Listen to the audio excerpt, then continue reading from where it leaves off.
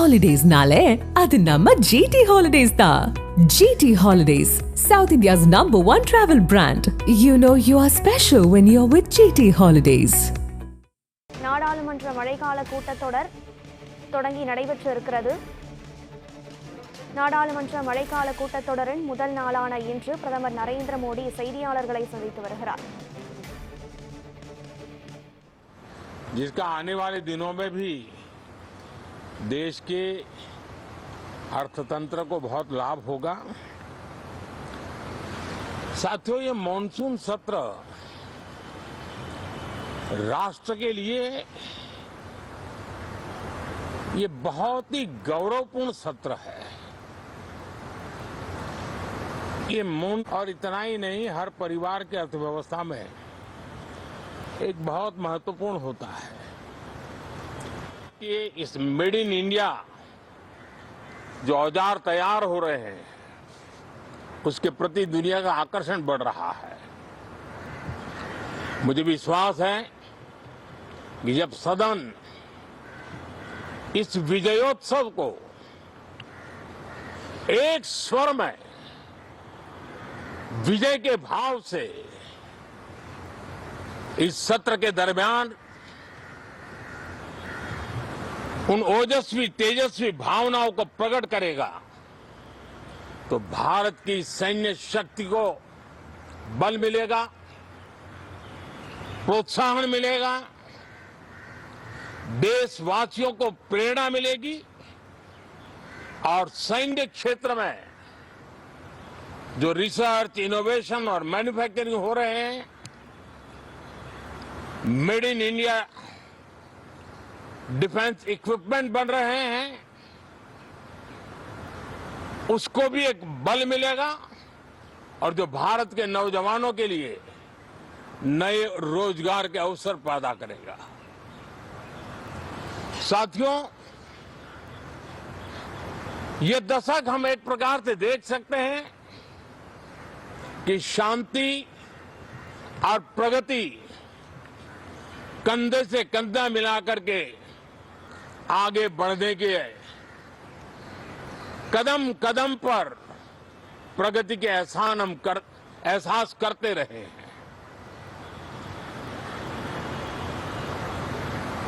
देश कई प्रकार की हिंसक वारदातों का शिकार रहा है, लंबे अरसे तक शिकार रहा है। देश आजाद हुआ तब से ये समस्या को हम झेल रहे हैं, चाहे आतंकवाद हो, नक्सलवाद हो। कोई प्रारंभ में शुरू हुआ होगा, कोई बाद में शुरू हुआ होगा, लेकिन आज नक्सलवाद का, माओवाद का दायरा बहुत तेजी से सिकुड़ रहा है। माओवाद को, नक्सलवाद को जड़ से उखाड़ने के संकल्प के साथ देश के सुरक्षा बल एक नए आत्मविश्वास से,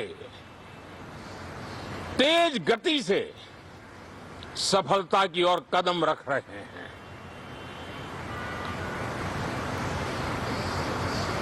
और मैं गर्व से कह सकता हूं,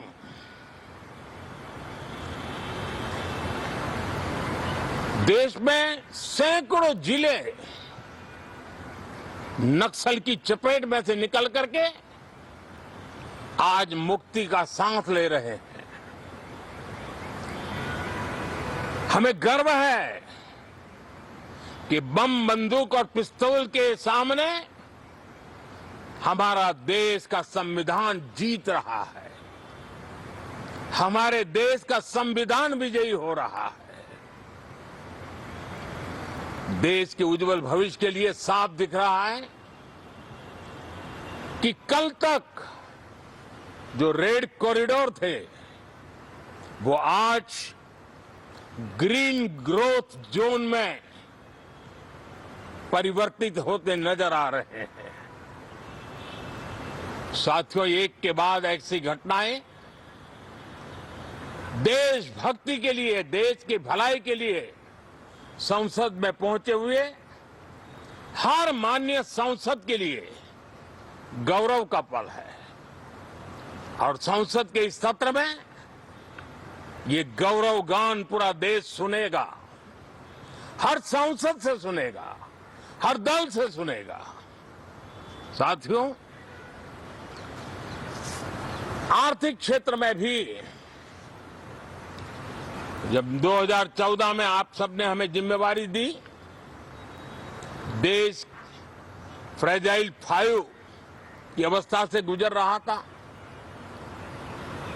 2014 के पहले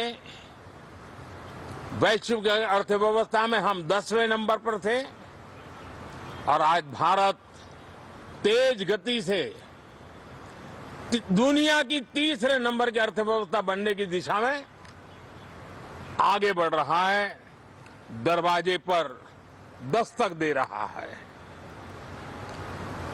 इन दिनों 25 करोड़ गरीबों का गरीबी से बाहर निकलना, जिसको विश्व की अनेक संस्थाएं सराहना कर रही है। देश में एक जमाना था 2014 के पहले, जब महंगाई का दर, इन्फ्लेशन रेट डबल डिजिट में हुआ करता था। आज 2% के आसपास आकर के देश के सामान्य मानवी के जीवन में राहत बन गया है, सुविधा बन गया है। लो इन्फ्लेशन के सामने हाई ग्रोथ एक अच्छे विकास यात्रा की दिशा है। साथियों, डिजिटल इंडिया, यूपीआई आज भारत के एक नए सामर्थ्य को दुनिया देख रही है, पहचान रही है और ज्यादातर देश में उसके प्रति एक आकर्षण पैदा हो रहा है। यूपीआई ने फिनटेक की दुनिया में अपने एक नाम कमाया है। रियल टाइम डिजिटल ट्रांजैक्शन दुनिया में सबसे ज्यादा हो रहे हैं। दुनिया में जितने हो रहे हैं, अकेले भारत में उससे ज्यादा हो रहे हैं। साथियों, पिछले दिनों इंटरनेशनल लेबर ऑर्गेनाइजेशन का एक वैश्विक समागम था और उसमें भारत ने बहुत बड़ी ऊंचाई प्राप्त की। आईएलओ का कहना है कि 90 करोड़ से ज्यादा लोग भारत में अब सोशल सिक्योरिटी के दायरे में हैं। ये अपने आप में एक बहुत बड़ा अचीवमेंट है।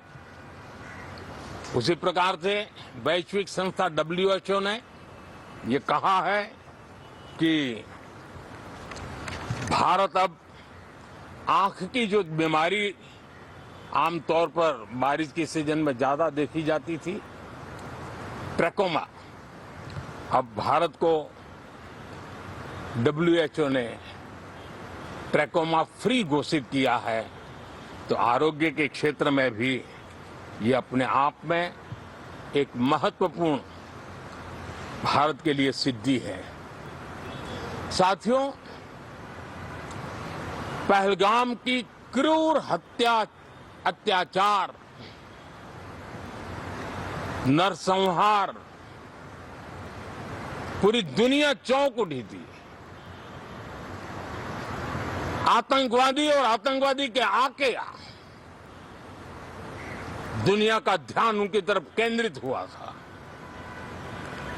और उस समय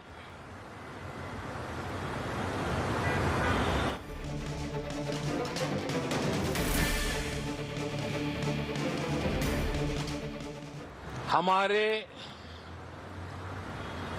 ज्यादातर दलों के प्रतिनिधि, ज्यादातर राज्यों के प्रतिनिधि विश्व भ्रमण किया, दुनिया के अनेक देशों में गए और एक स्वर से दुनिया के सामने आतंकवादियों का आका पाकिस्तान को बेनकाब करने का एक बहुत सफल अभियान चलाया। मैं आज में किए गए इस महत्वपूर्ण कार्य के लिए उन सभी सांसदों की सराहना करना चाहता हूं, सभी दलों की सराहना करना चाहता हूं और उसने देश में एक सकारात्मक वातावरण पैदा किया। विश्व ने भारत की बात को स्वीकार करने की दिशा में अपने मन के द्वार खोले और इसके लिए ये हमारे सांसदगण, हमारे राजनीतिक दल सराहना करने के मेरे लिए सौभाग्य है। साथियों, हम जानते हैं कि ये स्पिरिट, एक स्वर, एक एकता का वातावरण देश को कितना उत्साह से भर देता है। विजयोत्सव का ये पर्व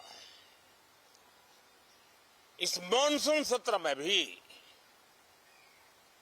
उसी भाव से प्रकट होगा। देश की सैन्य शक्ति को सराहना करेगा, देश के सामर्थ्य का गौरवगान करेगा और देश के 140 करोड़ नागरिकों को नई प्रेरणा का कारण बनेगा।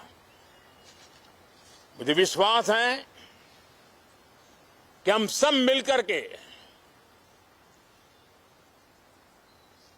डिफेंस के क्षेत्र में आत्मनिर्भर होने के इन प्रयासों को बल दें, सेना के सामर्थ्य की सराहना करें